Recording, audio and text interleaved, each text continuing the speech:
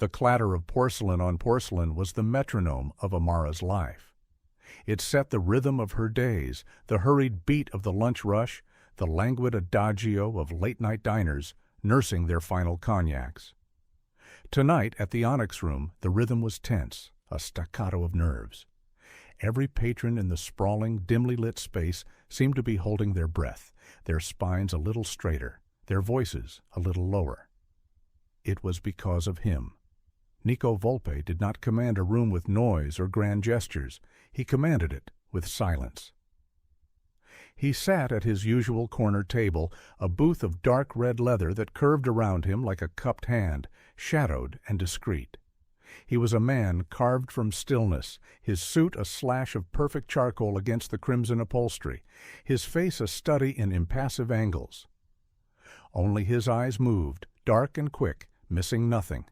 They called him the Shadow.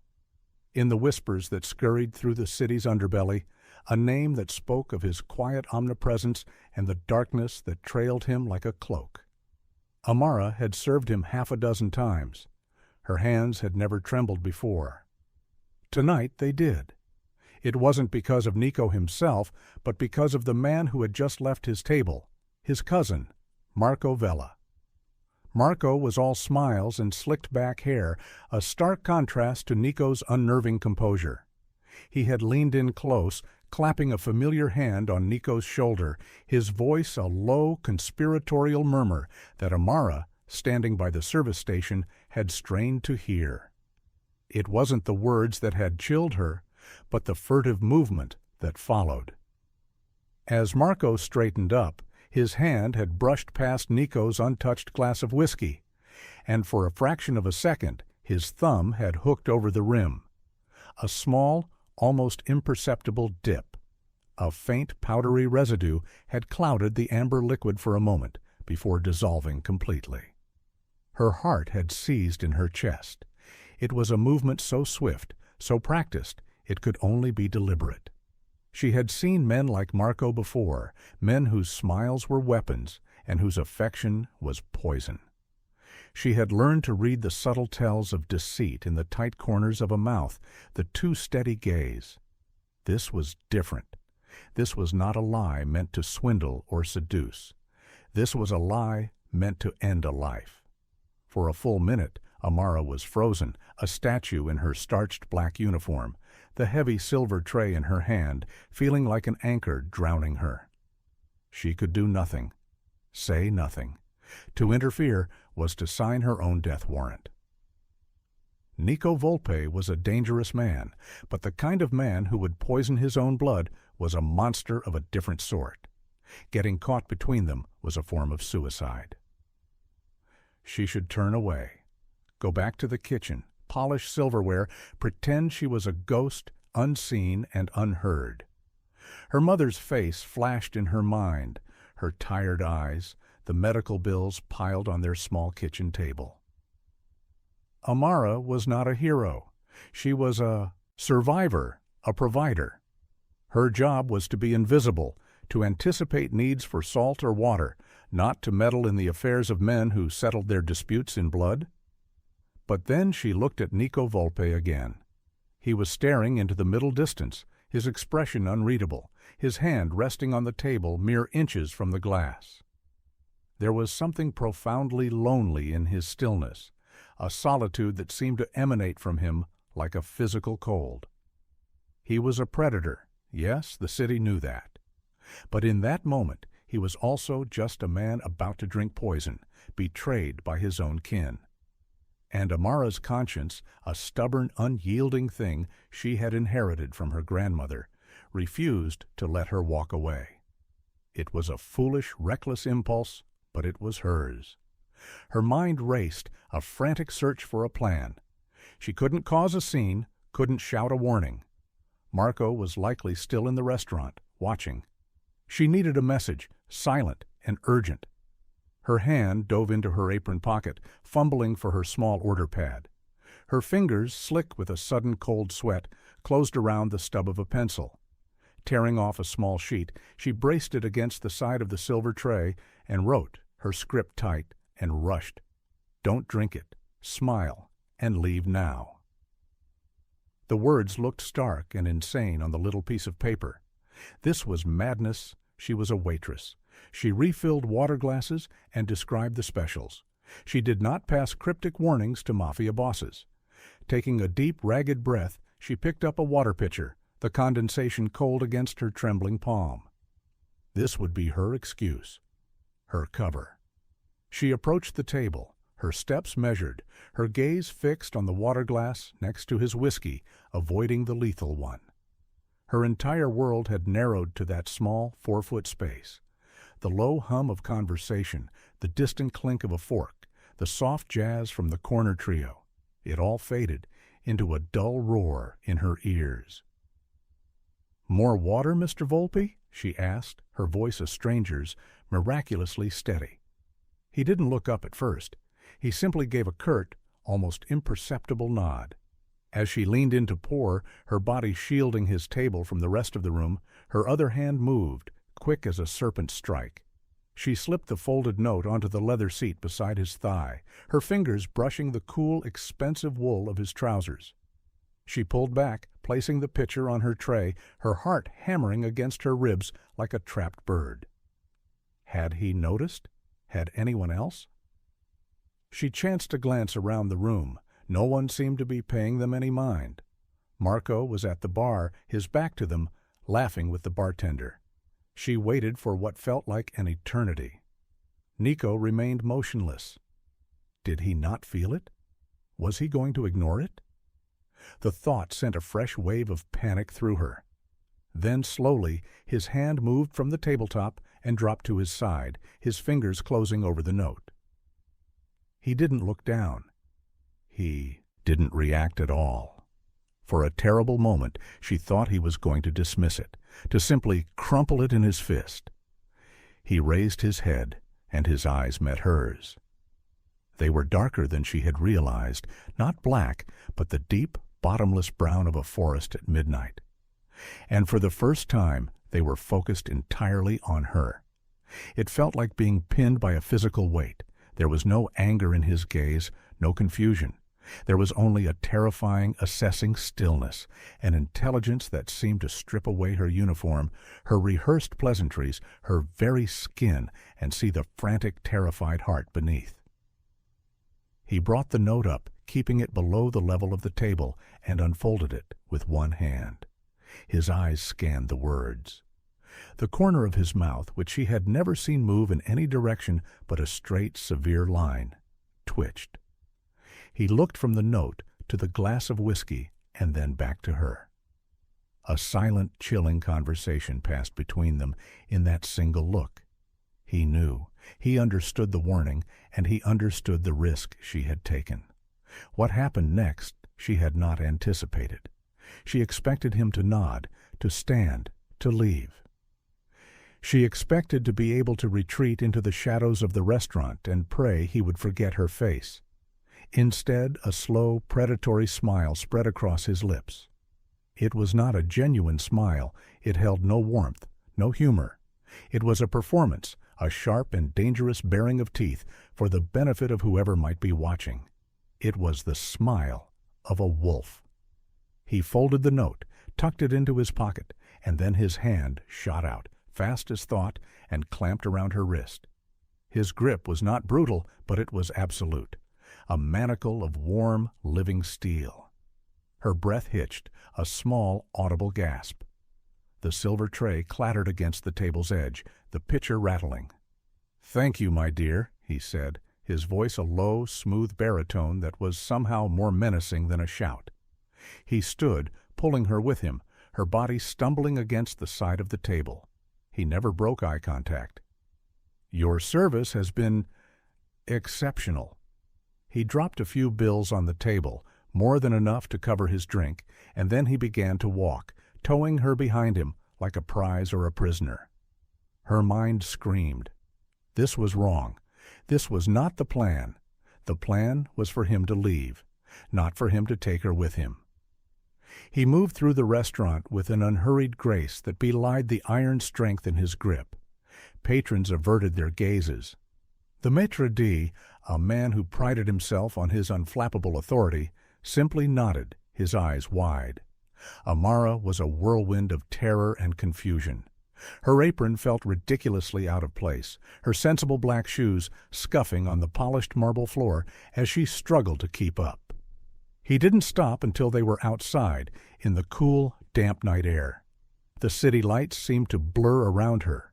A long, black car, sleek and silent as a shark, pulled up to the EC curb, a driver jumping out to open the rear door.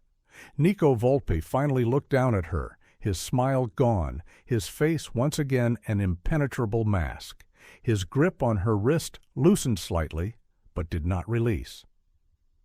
"You have 5 seconds to tell me why I shouldn't believe you're part of a very clumsy trap," he said, his voice soft, deadly. "The man," she stammered, her words tumbling out. "Your cousin, Marco, he put something in your drink. I saw him, his thumb over the rim." Nico's eyes narrowed, a flicker of something, confirmation perhaps, in their depths. He studied her face, searching for a lie, for any hint of duplicity. She met his gaze, her terror giving way to a desperate, defiant honesty. She had done the right thing, the stupidest, most reckless thing in her life, and she would not be mistaken for an accomplice. He seemed to find what he was looking for. He gave a single sharp nod. "Get in the car." It wasn't a request. Amara stood frozen for a second, the reality of her situation crashing down on her. She had saved a man's life, and in doing so had irrevocably destroyed her own. She was no longer Amara, the waitress. She was a witness, a loose end, a complication in a world she couldn't possibly comprehend. I can't," she whispered, pulling back against his grip. "My job. My mother?" "Your job is over," he said, his tone leaving no room for argument. "As for your mother, she's safer if you're with me than if you're left alone for my cousin to find. Now get in the car." He opened the door wider, a gesture that was both a courtesy and a command. The interior was dark, smelling of rich leather and something else, something clean and metallic. It felt like a cage. It felt like the only safe place in the world. With a heart full of dread, Amara surrendered. She let him guide her into the back seat, sliding across the cool leather. He followed her in, the door closing with a solid, final thud that sealed her off from everything she had ever known. The car pulled away from the curb, melting into the river of city traffic, and Amara watched the familiar lights of the Onyx Room, her former life, disappear behind them. She was in the shadow now, and she had no idea if the dawn would ever come. The silence in the car was a living entity, thick and suffocating. It pressed in on Amara from all sides, amplifying the soft hum of the engine and the frantic thrumming of her own pulse. She sat rigidly on her side of the expansive leather seat, her hands clasped tightly in her lap, the starched fabric of her apron a flimsy shield against the sheer unreality of the moment. She could feel Nico Volpe's presence beside her, not as a warmth, but as a void, a pocket of intense gravity that pulled all the air and light towards him. She risked a sideways glance. He was staring out the window, his profile etched against the fleeting neon signs of the city. His face gave away nothing.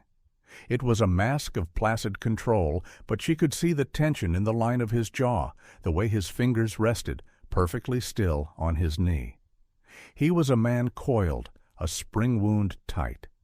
He had just been the target of an assassination attempt by his own family, yet his composure was absolute. It was terrifying. What had she done? The question screamed in her mind. She had acted on a single, righteous impulse, and now she was trapped in a luxury automobile with a man whose reputation was built on violence and fear. Every instinct told her to run, to throw open the door at the next red light and disappear into the crowd. But the cold logic of his words echoed in her ears. "She's safer if you're with me than if you're left alone for my cousin to find." Marco knew she had been at the table. He would have seen Nico pull her away. He would assume she had said something, warned him. She was a witness, a loose end. The thought sent a tremor of pure fear through her. The car turned off the main thoroughfare, gliding into a neighborhood of stately brownstones and tree-lined streets where the city's roar softened to a distant murmur.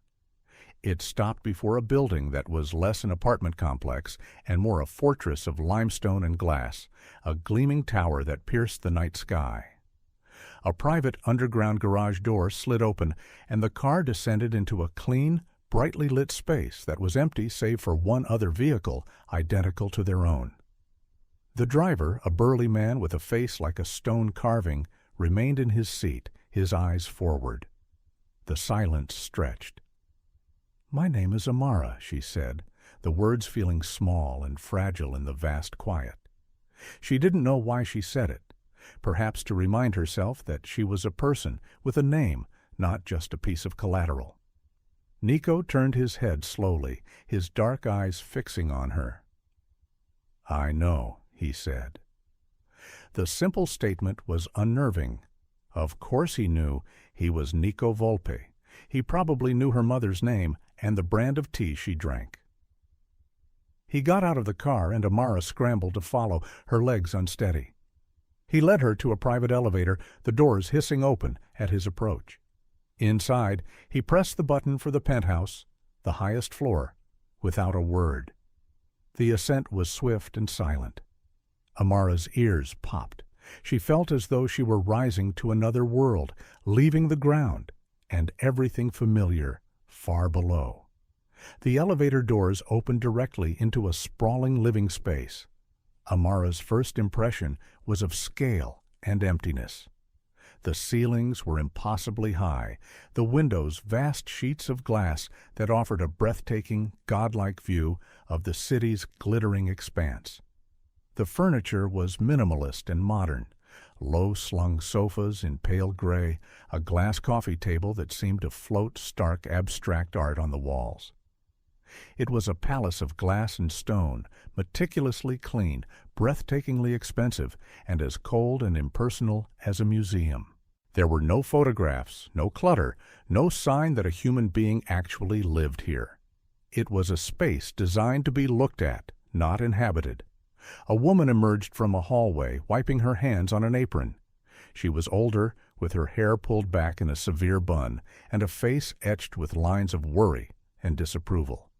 Her eyes, sharp and intelligent, took in Amara's waitress uniform and the situation with a quick, sweeping glance. "Sophia," Nico said, his voice flat. "This is Amara. She will be staying with us. Show her to the east guest room. See that she has everything she needs." Sophia's gaze lingered on Amara, a mixture of suspicion and pity. "Of course, Mr. Volpe." Nico turned his attention back to Amara, his expression unyielding. "You will not leave this apartment. You will not contact anyone. My driver will collect your personal effects from your home tomorrow. You will give Sophia your mother's contact information. She will be informed that you have taken a sudden high-paying private domestic position that requires you to live on site. She will also be provided for. Her bills will be paid. She will want for nothing. Do you understand?" Each sentence was a command, a brick in the wall of her new prison. He was not just confining her, he was methodically erasing her life and replacing it with one of his own design. The thought of her mother, of some stranger from Nico Volpe's world showing up at her door, made her feel sick. "You can't just—" she started, her voice trembling with a desperate surge of defiance.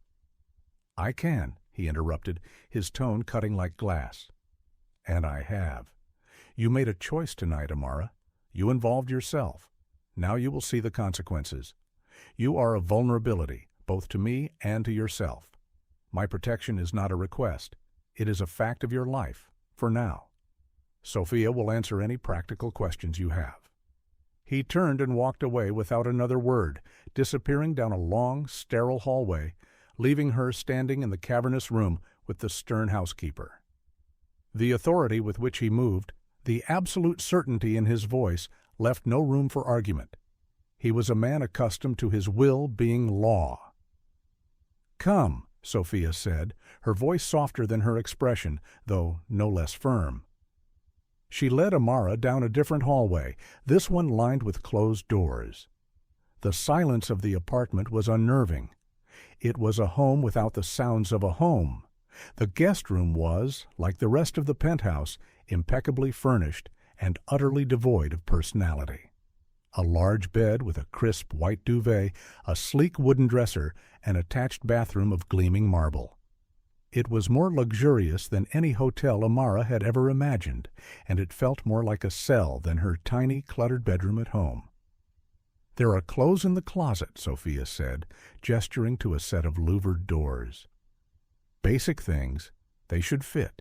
If you require anything else, tell." "Me?" She paused, her gaze softening for a fraction of a second. "He is not a monster, child. He is a careful man. You did a brave thing tonight. Now you must be a clever girl and do as you are told. It is the safest path for everyone." With that piece of cryptic advice, Sophia left, closing the door softly behind her. Amara was alone. She sank onto the edge of the bed, the mattress far too soft, and finally allowed the tremors to rack her body. She wrapped her arms around herself, the cheap polyester of her uniform a pathetic reminder of the simple, ordinary life that had been snatched away from her only an hour ago. She had done a brave thing, and her reward was a gilded cage guarded by a man made of shadows and silence. She thought of the glass of poisoned whiskey, of Marco's treacherous smile, and of Nico's hand on her wrist. She had stepped out of the light and into his world, and now she was trapped in its cold, beautiful, terrifying twilight. Sleep offered no escape. She drifted in and out of a restless doze, haunted by dreams of falling from the great glass windows of the penthouse. She woke with a start, the pale gray light of dawn filtering into the room, disoriented and aching. For a disbelieving moment she thought it had all been a nightmare. But the unfamiliar silk of the pajamas she'd found in the closet and the oppressive silence of the apartment quickly dispelled that fantasy.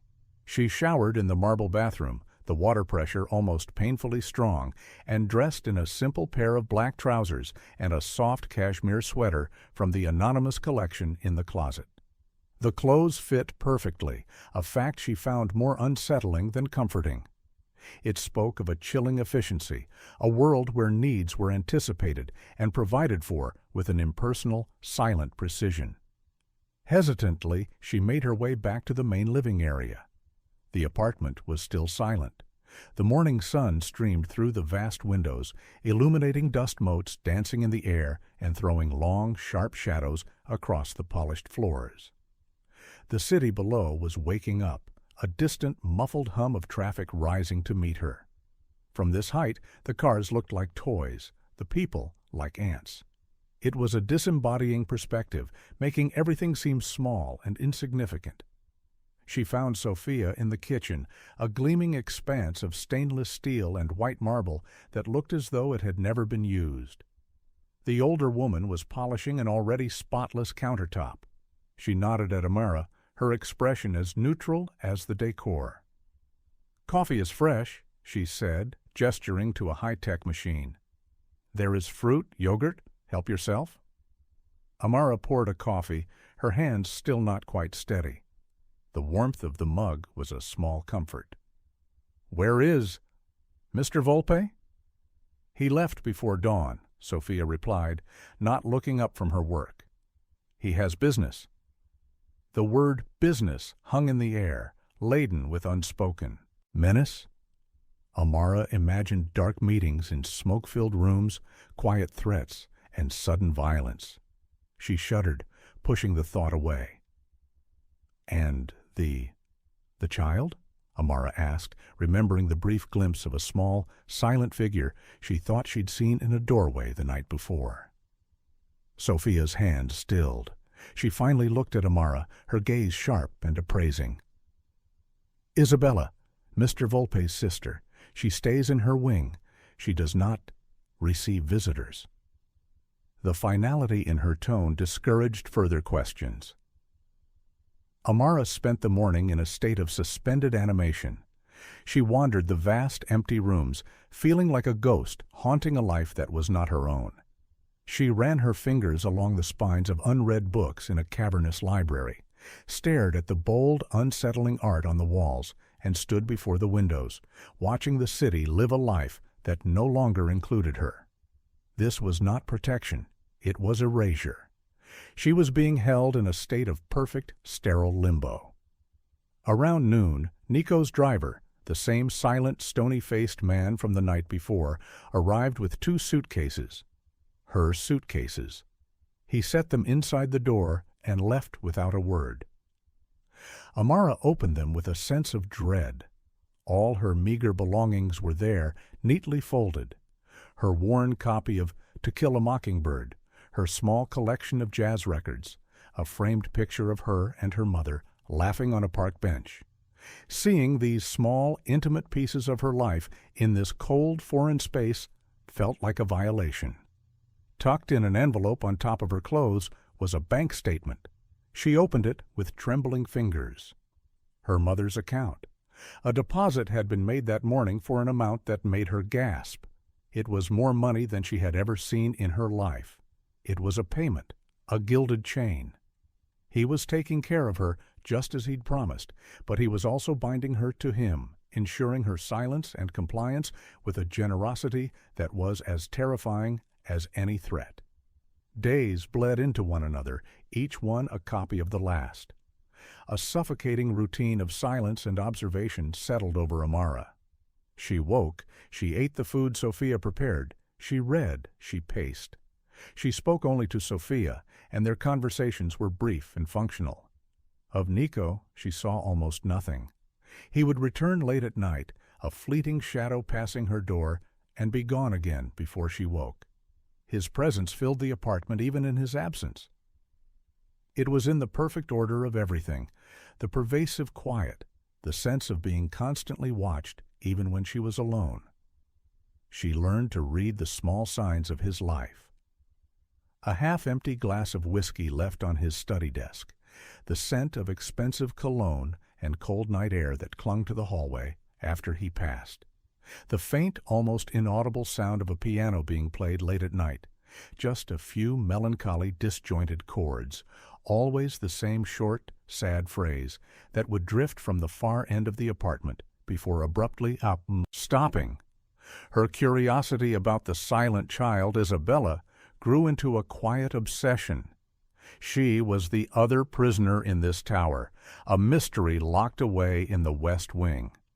Amara would sometimes see her from a distance, a small, pale girl with long, dark hair and eyes that seemed too big for her face. She moved like a wraith through the hallways, never speaking, never making a sound, always flitting away if Amara got too close. There was a profound and bottomless sorrow in the child's eyes that resonated with Amara's own growing sense of hopeless isolation. One afternoon, driven by a desperate need for purpose, for something to do, Amara followed the faint, sad melody she sometimes heard at night. It led her to a part of the apartment she hadn't explored, to a set of double doors that were slightly ajar.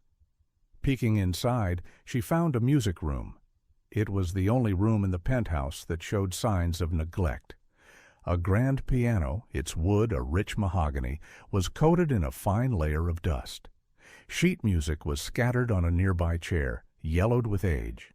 A cello leaned in a corner, its strings slack. It was a room frozen in time, a shrine to a life that had been abruptly halted. This, she sensed, was the source of the apartment's soul-deep sadness. She stepped inside, her feet silent on the thick rug. She ran a finger over the piano keys, leaving a clean streak in the dust. She felt a strange pull to this room, a connection to the ghost of the music that once filled it. This was a place of feeling in a home designed to have none. A small sound from the doorway made her turn. Isabella was standing there, her small frame silhouetted against the bright light of the hall. She was staring at Amara, her expression not fearful, but intensely curious. Her gaze was fixed on Amara's hand, still resting on the dusty piano. Amara smiled, a gentle, hesitant expression. She didn't speak, sensing that words would shatter the fragile moment. Instead, she sat down on the piano bench and with one finger slowly picked out the simple, haunting melody she had heard Nico play. Do, re, mi, fa, sol, sol, fa, mi, re, do. A child's tune, simple and heartbreakingly sad. Isabella took a tentative step into the room, then another. She came to stand beside the piano, her eyes wide, watching Amara's finger press the keys. She didn't speak. She didn't have to. In the shared silence of the dusty music room, a silent, fragile understanding passed between the two lonely inhabitants of the glass tower. For the first time since she had been brought here, Amara felt a flicker of something other than fear. It was a tiny, fragile seed of connection, planted in the shared soil of their quiet sorrow. The music room became Amara's sanctuary. She began spending her afternoons there, armed with soft cloths and lemon oil she'd procured from a reluctant Sophia. The work was methodical, grounding, polishing the rich mahogany of the piano until it gleamed, dusting, the cello carefully organizing the yellowed sheet music. She was not just cleaning a room, she was tending to a wound. With each swipe of the cloth, she felt she was wiping away some of the stagnant grief that choked the penthouse, letting in a little more air, a little more light. Isabella became her silent companion. The little girl would slip into the room and watch from a corner armchair, her large dark eyes following Amara's every move. She never spoke, but her presence was a quiet validation.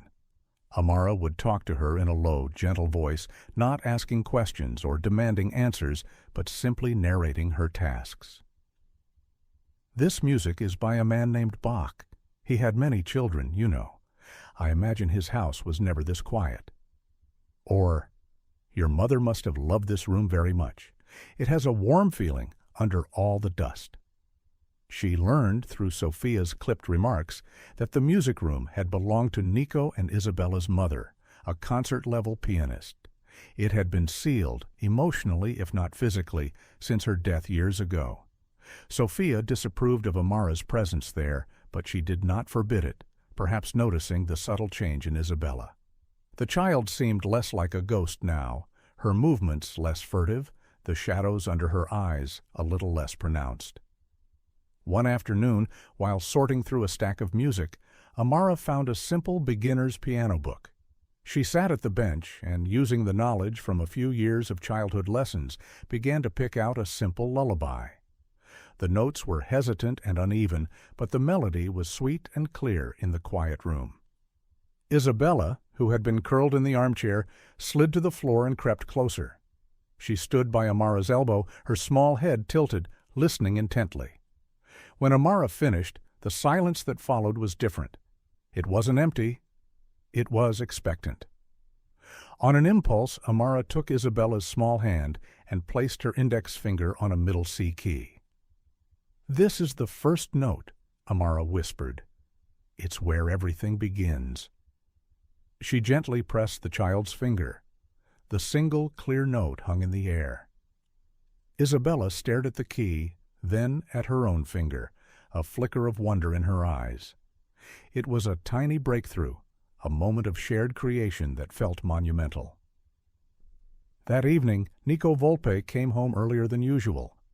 Amara heard the soft click of the elevator door and the sound of his footsteps in the hall.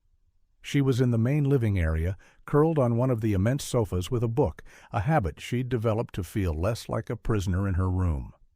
He stopped in the archway, his presence immediately changing the atmosphere, making the air crackle with a familiar tension. He was holding his jacket, his tie loosened. He looked tired. His eyes scanned the room and landed on her. For a moment, she thought he would ignore her as usual and continue to his study. But he didn't. "Sophia tells me you've been cleaning my mother's music." "Room?" he said. His voice was not accusatory, merely flat, a statement of fact. Amara's heart began to beat a little faster. She closed her book, marking her page with her finger. "It seemed a shame to let it gather dust," she said, her voice quiet but steady. "It's a beautiful room."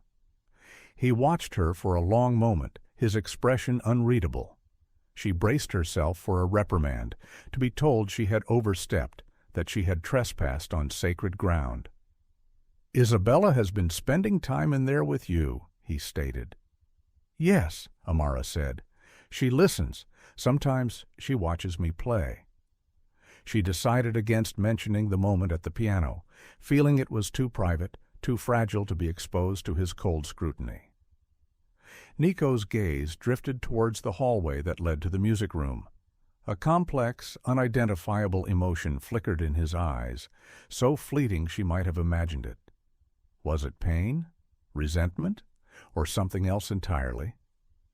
"My mother played," he said, his voice low, almost rough. "Every day." It was the most personal thing he had ever said to her. A small, simple crack in the marble facade. He was not just a crime boss, a protector, a jailer. He was a son who had lost his mother. The knowledge shifted something inside Amara. It made him infinitesimally more human.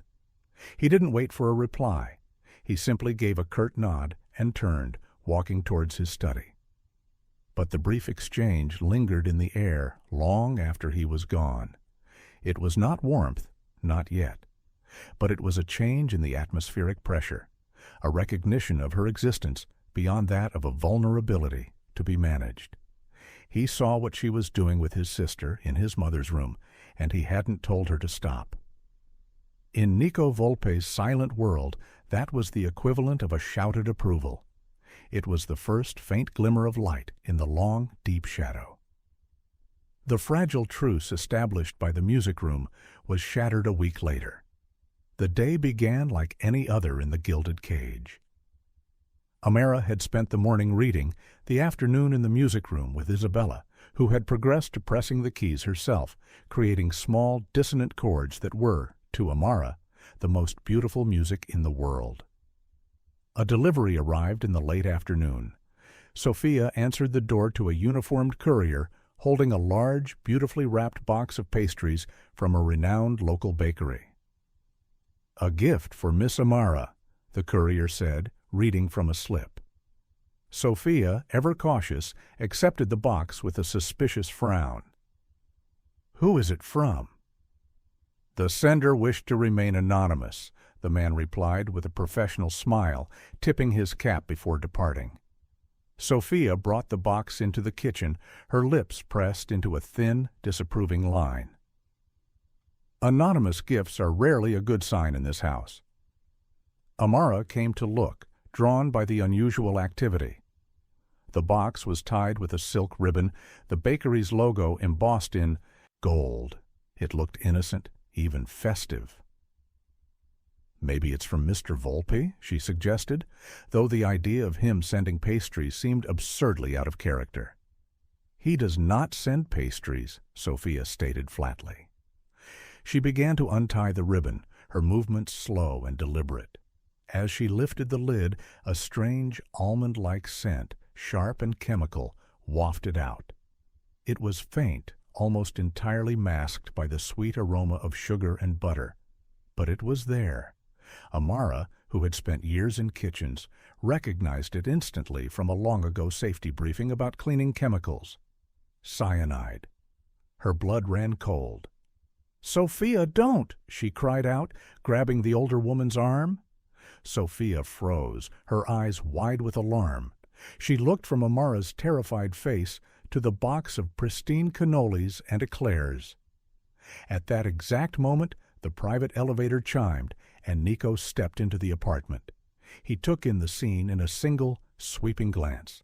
Amara's panicked expression, Sophia's frozen posture, the open box on the counter. He moved with a speed that was terrifying, crossing the vast room in a few long strides. "What is it?" he demanded, his voice a low growl. "The smell," Amara whispered, her throat tight. "It smells like bitter almonds, like poison." Nico's eyes narrowed. He leaned over the box, taking a short, sharp sniff. His face became a mask of cold fury. He straightened up, his hand going to the inside of his jacket, where Amara knew he kept a gun. "Sophia, get Isabella to her room. Lock the door. Do not open it for anyone but me," he commanded. His voice was calm, but it was the calmness of a bomb before it detonates. Sophia, pale but composed, nodded and hurried from the room. Nico turned to Amara. "You with me." He grabbed her arm, his grip hard and urgent, and pulled her towards his study. It was a large, imposing room, dominated by a massive mahogany desk. One wall was lined with books, another with what looked like reinforced steel. He shoved her behind the desk, pushing her down until she was crouching on the floor. "Stay down and stay quiet," he ordered. He went to the window, peering cautiously through the blinds. He pulled out his phone, his thumb flying across the screen as he sent a series of rapid-fire texts. Then he stood by the door of the study, gun in hand, listening. The silence in the apartment was absolute, a ringing, terrifying void. Amara crouched behind the desk, her heart pounding against her ribs. This was real. The threat wasn't just a lingering possibility anymore. It had found its way into the fortress, past the doorman and the security, delivered with a smile and a silk ribbon. Marco. It had to be Marco. He hadn't forgotten about her. He was trying to eliminate the witness. Minutes stretched into an eternity. Every creak of the building, every distant siren made her jump. Nico remained as still as a statue, a sentinel of coiled violence, waiting for a threat. Finally, his phone buzzed. He read the message, and the tension in his shoulders seemed to lessen by a fraction. He holstered his weapon. "He's clean," Nico said, more to himself than to her.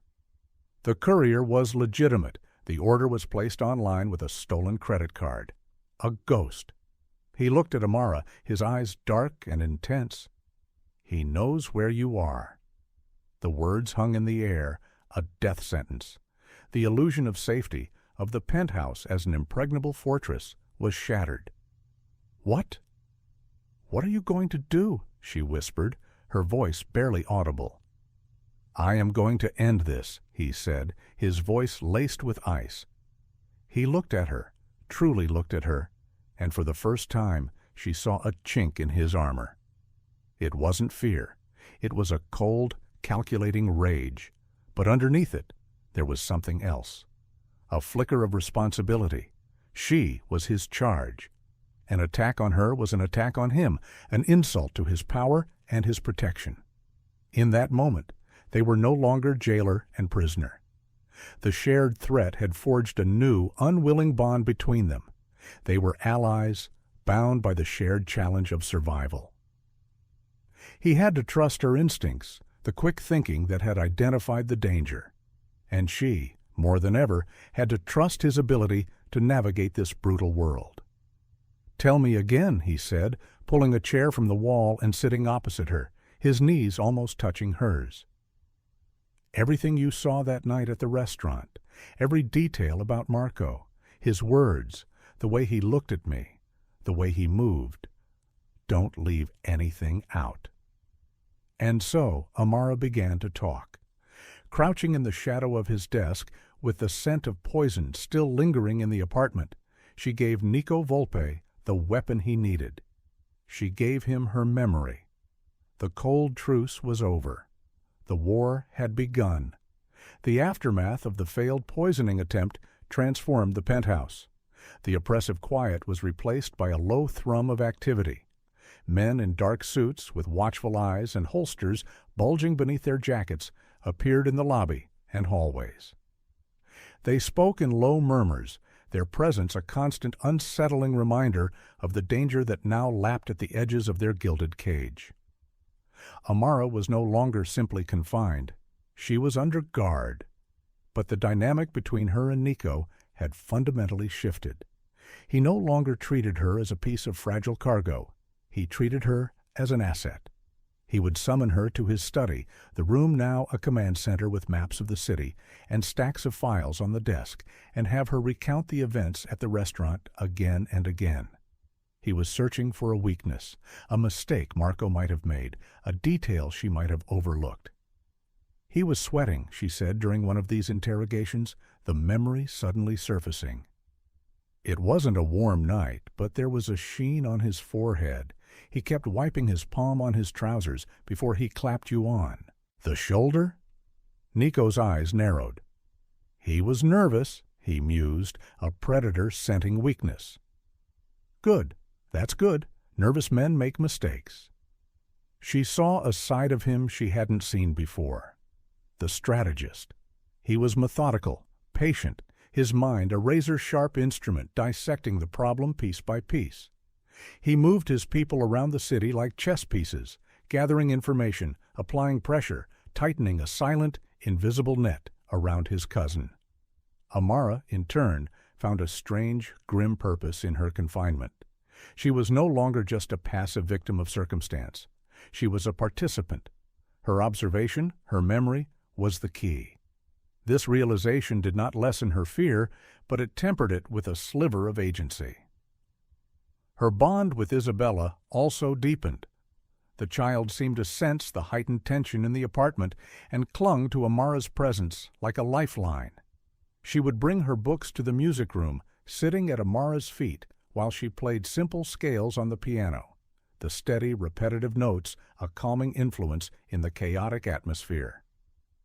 One evening, Amara was in the music room, playing the sad, simple melody she'd heard Nico play, when Isabella tugged on her sleeve.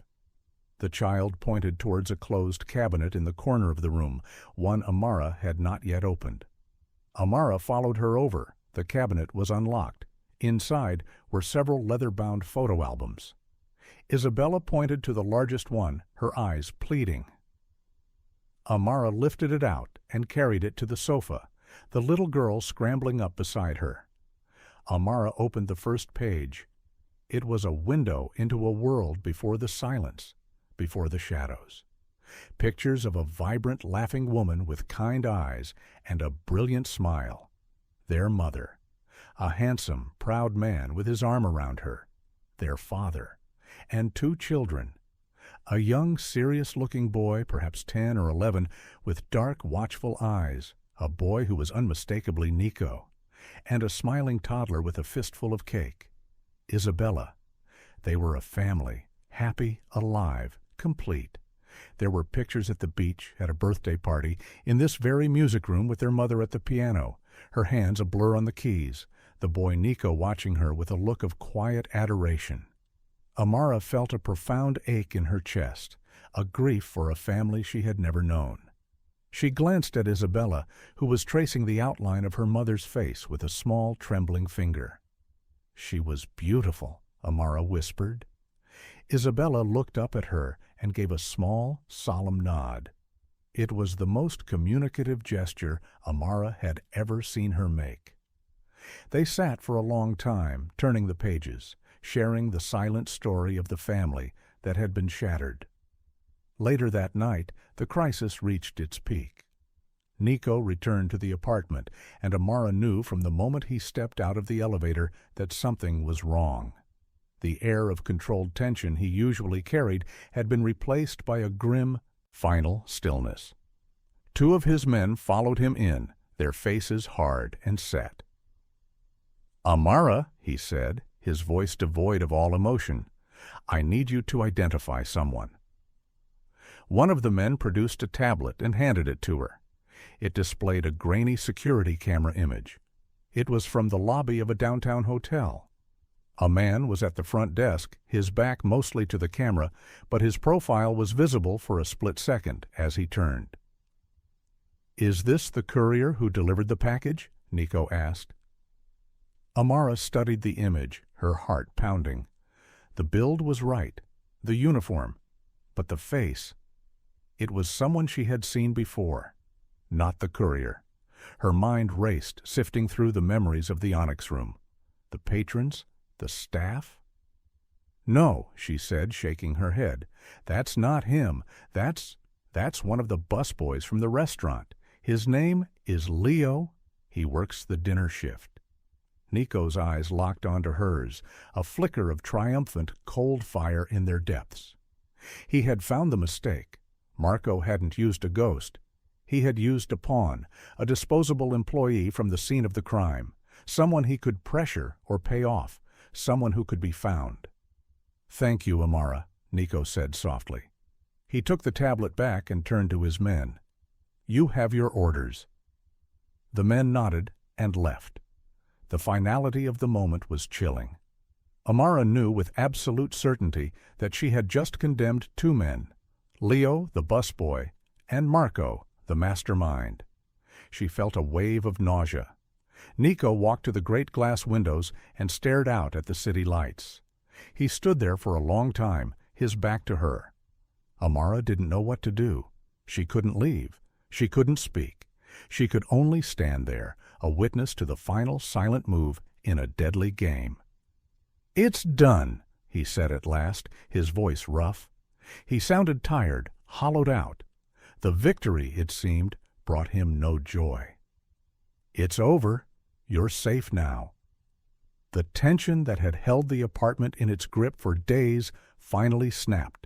The adrenaline drained out of Amara, leaving her weak and trembling. Safe. The word sounded foreign. "What will happen to him?" she asked, already knowing the answer.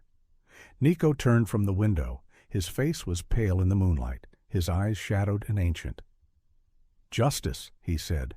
"My family has its own justice." That night a storm broke over the city.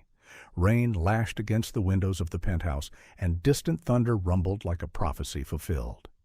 The violence of the weather mirrored the turmoil that had finally been purged from their lives, leaving behind a raw, unsettling quiet. Amara couldn't sleep.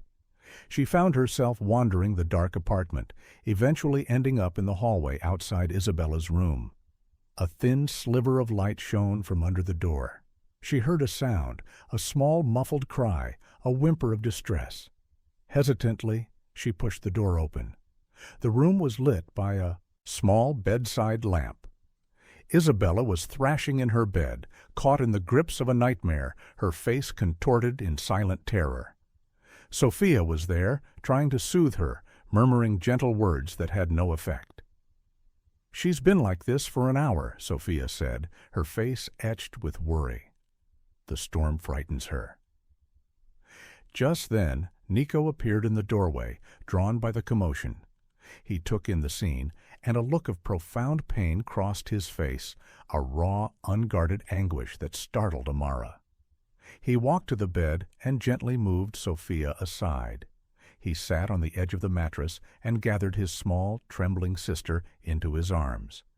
He held her close, rocking her gently, his large frame curved protectively around her. "Shh, Isabella," he murmured, his voice a low, rough sound Amara had never heard before. It was a voice stripped of all its cold authority, filled with a desperate, aching tenderness. "It's just thunder. You're safe. I'm here. I'm always here." But the child continued to struggle, her small hands pushing against his chest, her silent screams trapped behind her sealed lips. Nico's own control began to fray. He buried his face in her hair, his shoulders shaking with a suppressed sob. "I'm sorry," he whispered, the words a raw, broken confession meant only for his sister, but overheard by Amara in the shadows of the room. "I'm so sorry. I should have been faster. I should have saved them." Amara's heart broke for him, for both of them. This was the source of it all, the wound that had never healed, the silence, the coldness, the control. It was all a fortress he had built around this one, devastating failure. She didn't know what moved her, but she stepped forward. She went to the other side of the bed and knelt down, so her face was level with Isabella's. She took the child's free hand in her own. It was cold and clammy. "Isabella," Amara said softly, her voice steady and calm amidst the storm inside and out. "Listen to my voice. It's just Amara. You're not there anymore. You're here, in your room, and Nico is with you. We're both with you."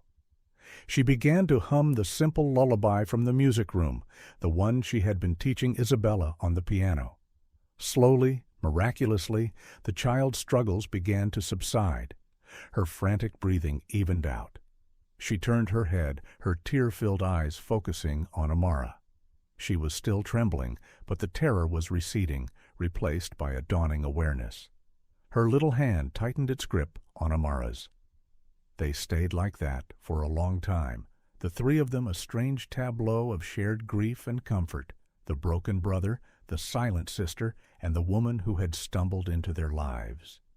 Nico continued to rock Isabella, his own ragged breathing slowly calming. Amara continued to hum, her voice a low, steady anchor in the storm. Eventually, Isabella's eyes fluttered shut, and she fell into a deep, peaceful sleep, her hand still clutching Amara's. Carefully, Nico laid her back against the pillows, tucking the covers around her. He stood up, his movements stiff. He looked across the bed at Amara, who was still kneeling on the floor. The mask was gone. In its place was a man who looked utterly exhausted, stripped bare by the ghosts of his past. The storm outside was beginning to pass, the thunder fading into a distant grumble. He gestured with his head towards the door. Amara rose and followed him out into the hallway, closing the door softly behind her. They stood in the dim light, the silence between them no longer cold and empty, but thick with unspoken emotion. "You've never seen a child have a nightmare before?"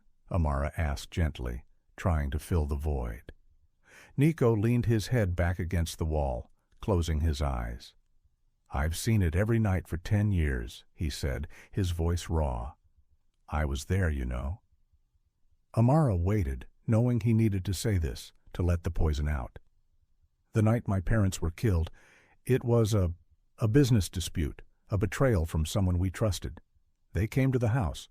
I was 12. Isabella was 2. My father told me to take her and hide, to be quiet, no matter what I heard." His voice cracked. "So I did. We hid in a closet upstairs, and we listened. We heard everything." He opened his eyes, and they were filled with a decade of unshed tears. "She hasn't spoken a word since that night. The doctor said it was trauma, that she locked the words away with the memory. And I locked everything else away. I built this place, this life, to keep her safe, to make sure nothing and no one could ever touch her again. I thought if I could control everything, I could stop the past from happening again." He gave a short, bitter laugh. "But it's always here, in the quiet, in her eyes." He finally looked at her, and the vulnerability in his gaze was a physical blow. "I don't know how to reach her. I try, but all I have to give her is this." He gestured vaguely at the opulent, empty hallway. "And it's not enough." "You give her your love," Amara said softly. "She knows that, but she's lonely. You both are." In that moment, standing in the dark hallway of the silent penthouse, the truth of their situation settled over Amara. He hadn't just been protecting her from Marco. He had been protecting her from the world, just as he tried to protect Isabella. It was the only way he knew how to care for someone. He built walls. "She let you in," he said, a note of wonder in his voice. "The music room? She never went in there. And tonight, you reached her, when I couldn't." "I just gave her a different kind of quiet," Amara replied. "A quiet with music in it, not an empty one." He looked at her, his gaze intense, searching. He was seeing her, truly seeing her, for the first time. Not as a problem, not as a witness, not as a charge, but as Amara. The woman who had calmed his sister's storm. The woman who had, with a simple act of quiet compassion, breached the walls he had spent a decade building. The revelation hung between them, a fragile, beautiful, terrifying thing. The foundation of their world had been shattered, and in its place, something new and uncertain was beginning to grow. The days following the storm were quiet, but it was a new kind of quiet. The tension was gone, replaced by a sense of weary peace. The extra security vanished as quickly as it had appeared. The threat of Marco Vella was neutralized, a dark chapter closed with brutal, unspoken finality. The penthouse returned to its state of pristine calm, but something fundamental had changed within its glass walls. The air felt lighter, the shadows less oppressive. The confession in the hallway had acted as a lancing of a wound. The poison of the past, held in for so long, had been let out, and now healing could begin. The wall between Nico and Amara had not so much crumbled as become translucent. She could see the man behind the myth now, the grieving son, the fiercely protective brother, the lonely man trapped in a fortress of his own making. He began to spend more time at the penthouse.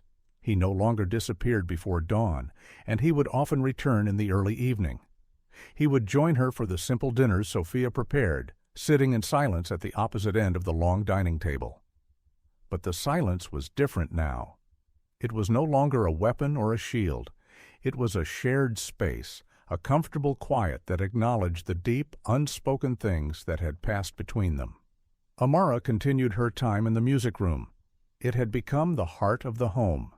She found a local piano tuner's number and, after a brief, hesitant conversation with Nico, received his permission to have the grand piano serviced.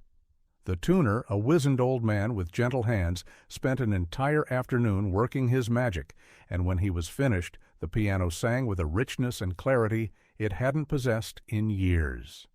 The first time Amara played it after the tuning, the difference was astounding. The notes were full and resonant, filling the once dusty room with life.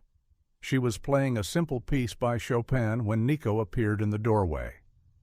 He didn't speak, just leaned against the frame, his arms crossed, and listened.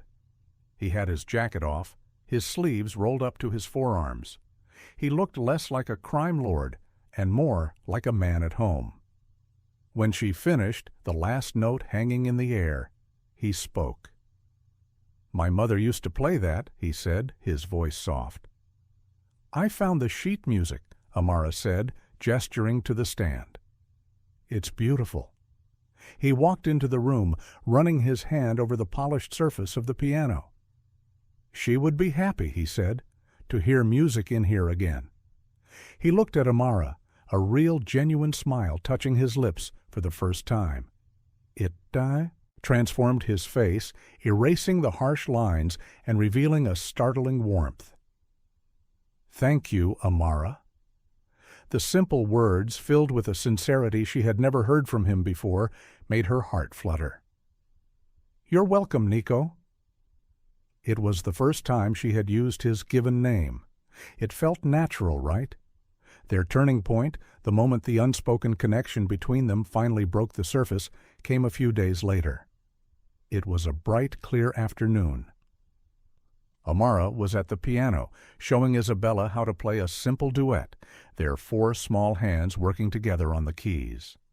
They were laughing, a real musical laugh from Amara and a silent, breathy one from Isabella, when the child did something extraordinary.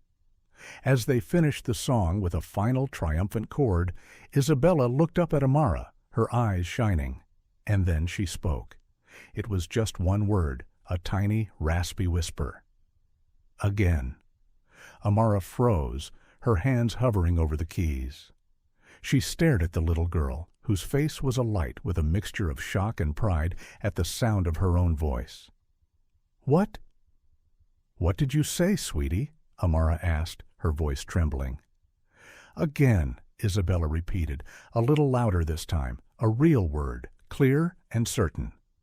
She pointed a small finger at the sheet music. Tears welled in Amara's eyes. She hugged the little girl, burying her face in her dark hair, overwhelmed with a wave of emotion. 10 years of silence, broken by a simple request for more music. At that moment, Nico walked in. He had been on his way to his study, but he stopped dead in the doorway, having heard the exchange. He stared at his sister, his face a mask of disbelief and dawning, radiant joy. "Bella?" he whispered, using a childhood nickname that was so full of love it made Amara's chest ache. Isabella turned to him. A brilliant, fearless smile spread across her face. "Nico," she said, her voice still quiet, but there. It was there. Nico crossed the room in 3 strides and knelt before his sister's chair, taking her small hands in his. He looked from her to Amara, his eyes shining with an emotion so powerful, so raw, it took Amara's breath away. It was gratitude, it was wonder, it was a love so profound, it was humbling to witness. He didn't need to say anything. Everything was there in his eyes. He stood up, his gaze still locked with Amara's. He reached out and gently cupped her face, his thumb stroking her cheek. The touch was electric, a jolt of warmth and tenderness that shot through her entire body. The years of loneliness, the coldness, the fear, it all melted away in that single reverent touch. The world narrowed to the space between them, the shared air, the unspoken understanding. He was no longer the shadow, the feared Mafia boss. He was just Nico, a man who had been given back a piece of his heart. And she was Amara, the woman who had shown him it was possible. He leaned in, slowly, giving her time to pull away. She didn't. She couldn't. She leaned into his touch, her eyes fluttering shut. His lips met hers, and the kiss was not one of passion or demand, but of profound, soul-deep gratitude.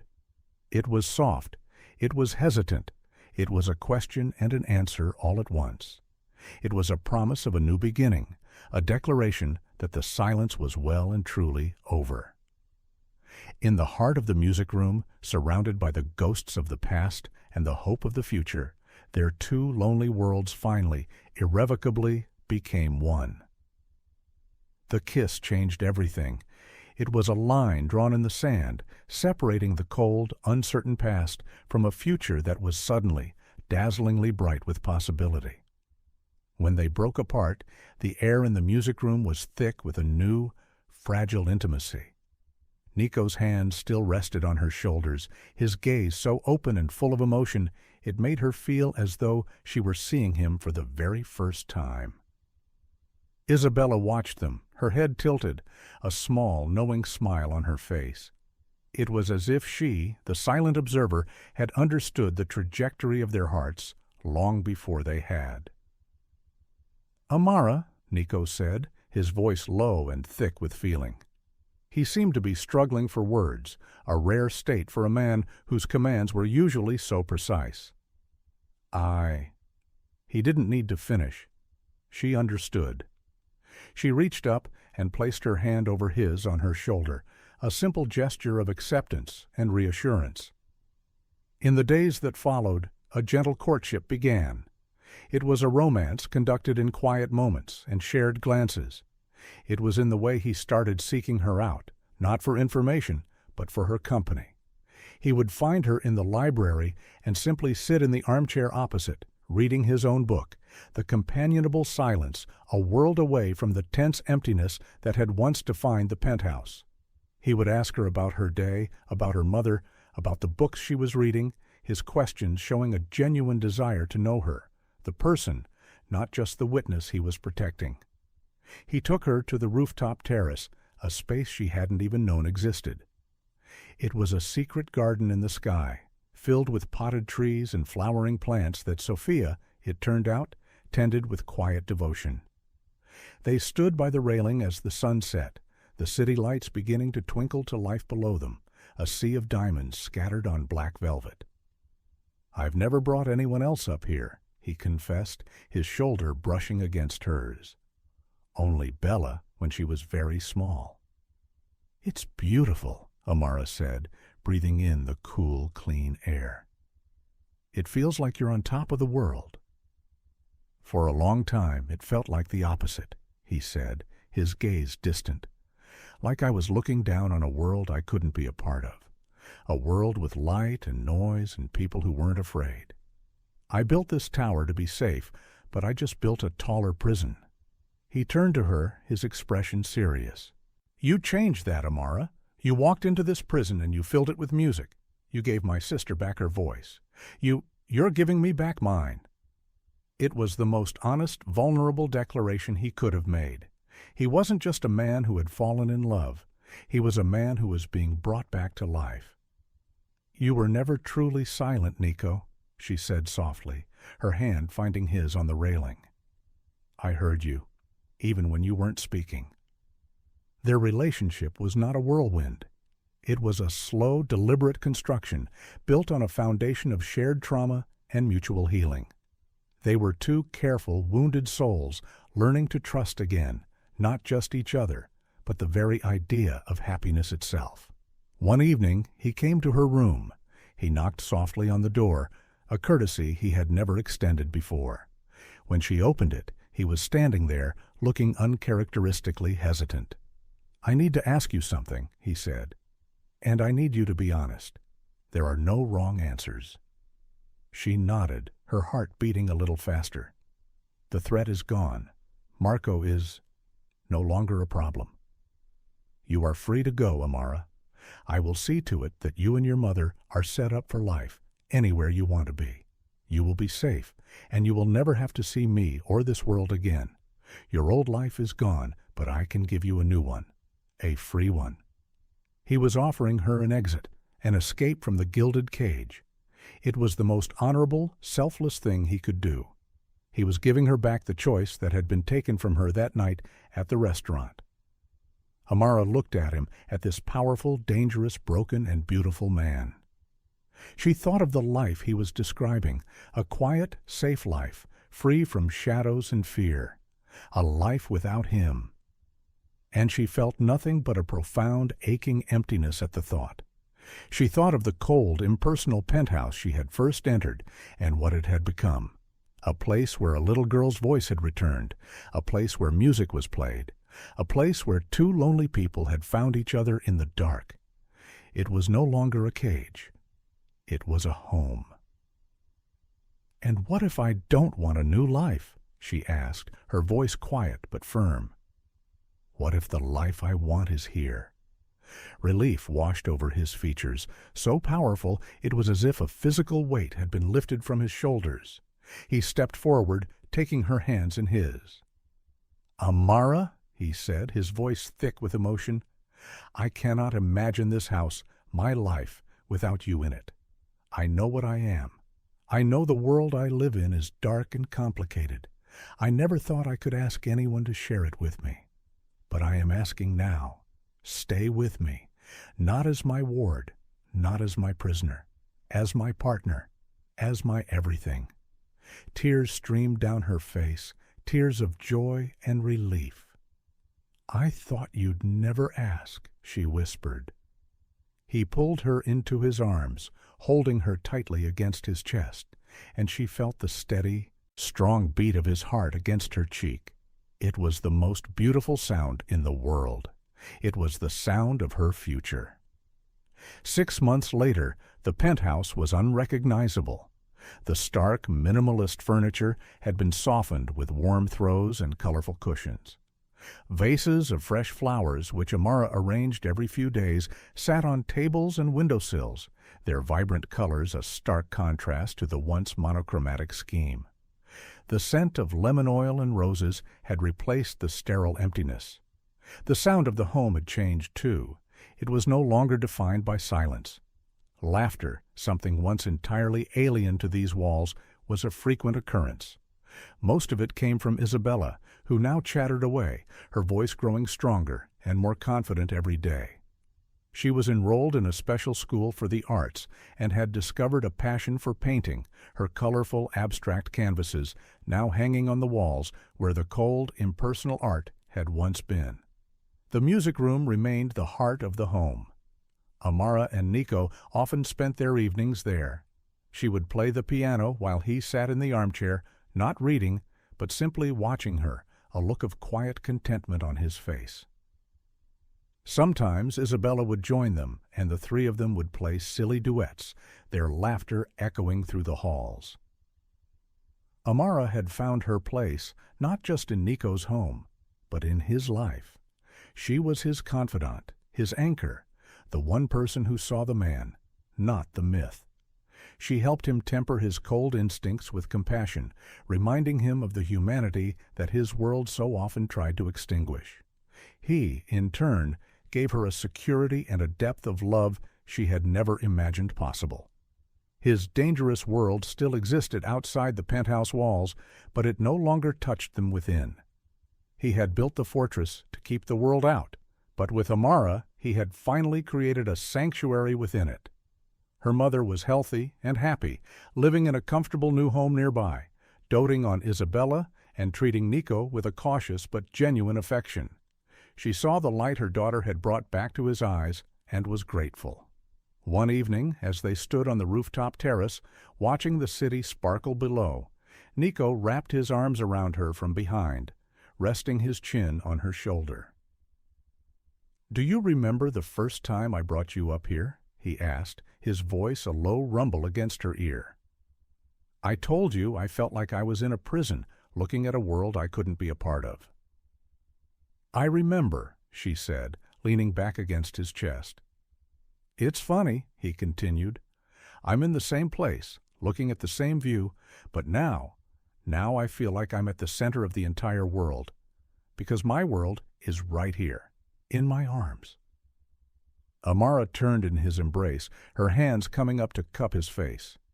The love she felt for him was a fierce, steady flame. They had found each other in the darkest of moments, two strangers thrown together by an act of violence. But from that poison, they had cultivated something beautiful and true. They had healed each other's silence. She smiled, her heart full. "It's good to be home," she said. And she knew, with every fiber of her being, that she was.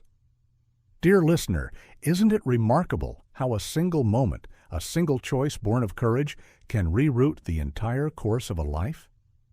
Amara was a waitress, living a life of quiet obligation when she chose to act. She chose to see the person behind the fearsome reputation, to risk everything for a stranger's safety. Her story reminds us that the most profound changes in our lives and in the lives of others often begin with a small, seemingly insignificant act of compassion. We all build walls. Like Nico, we construct fortresses around our hearts to protect ourselves from past hurts and future fears. We create silence and distance, believing it's the only way to stay safe. But Amara's journey into his life shows us that true safety isn't found in isolation. It's found in connection. It's found when we have the courage to let someone past our defenses, someone who isn't afraid of our silent, dusty rooms, someone who sees the music waiting to be played again. Sometimes the bravest thing we can do is to reach out, to slide that note of warning, to offer a moment of comfort, to hum a simple tune in a room that has been silent for too long. You never know whose life you might save, whose voice you might help unlock. And in doing so, you might just find the one person who was meant to heal your own silence, and finally, lead you home. Thank you for listening. If this story resonated with you, please consider liking, subscribing, and sharing it with someone who might need a reminder that even in the darkest of shadows, a single act of kindness can let the light in.